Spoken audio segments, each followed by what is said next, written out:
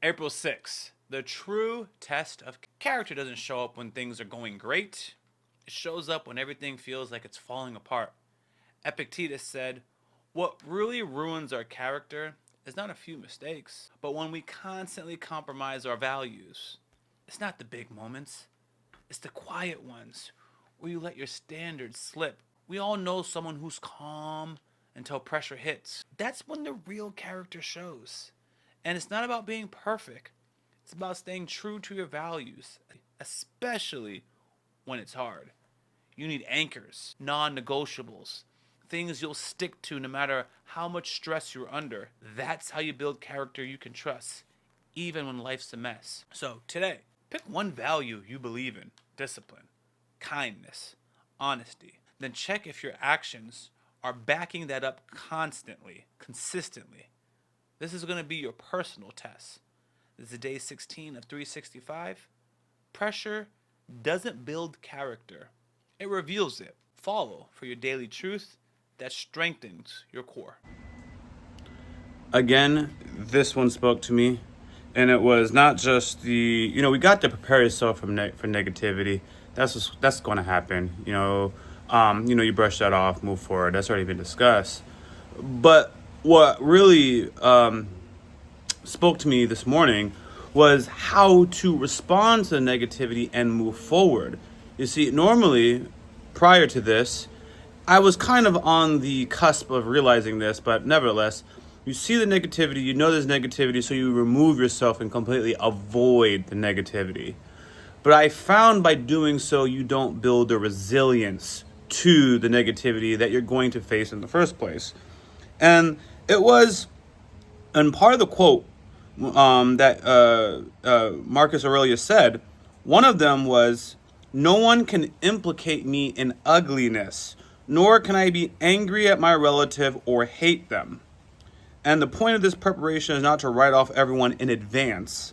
It's that maybe because you're prepared for it, you'll be able to act with patience, forgiveness, and understanding. Yeah, so when you're prepared for it, you don't necessarily always have to run from the toxicity and the negativity because your mind is a fortress. And two things: there's multiple ways of looking at this. First, there's how it helps you, and there's second, how it helps others.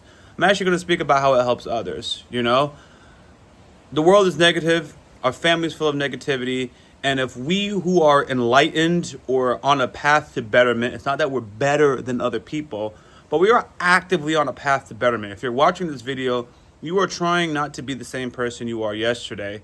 If we act with patience and understanding, we can affect those around us and get them to be moving towards a better place as well. Now, I'm not telling you to overinvest yourself and get stressed out with people, because sometimes if a person doesn't want to be helped, you can't help them. We got to be very clear on that. But nevertheless, you have that positive impact on other people because we're getting this knowledge, we're bettering ourselves, and to a certain extent, especially your own family or those close to you, now you don't have to shun them if they can pick up on some of the things that you have taught them, some of the things that have rubbed off on them, or, they're negative a lot of times because of a place of ignorance, okay? Because of your teachings, because of you improving yourself, you are now in a position that you were not in, let's say, yesterday, to help them. Every day you learn, every day that you get a new experience, you have something else that you have that you didn't have before that you could possibly influence this person to a better direction.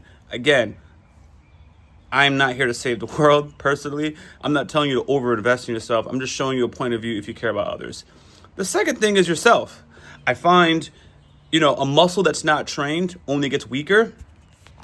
Shout out to, shout out to the bicep game. Anyways,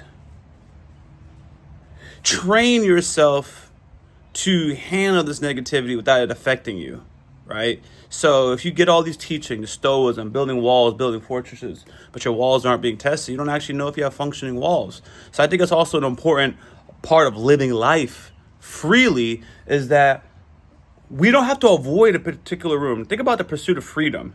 And you can't be around certain people because their negativity is going to rub off on you.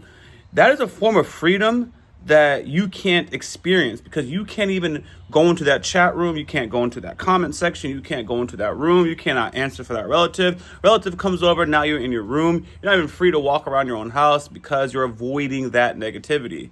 But if you're prepared for it, you know they're going to be negative. You know they're going to gossip. If you know that, you can prepare for it. And now you don't have to leave the room every time that relative shows up. You're free to remain in the living room or the family room. You are free to walk into the comment section because you know Twitter is not a real place. You know that people are trolling online. You know that when you hear a wild take, that is likely not a serious person, especially when the profile pic is a cartoon or something like that. You know this. So go into the comment section and don't let it bother you, right? So that's how it spoke to me. So you don't have to put your head in the sand like an ostrich. Keep your head up high and face these trials and tribulations. Build strength, build character, and hopefully you can rub off on other people. Anyways, that's what I got out of today's passage. So thanks for listening. Until next time, I'm out.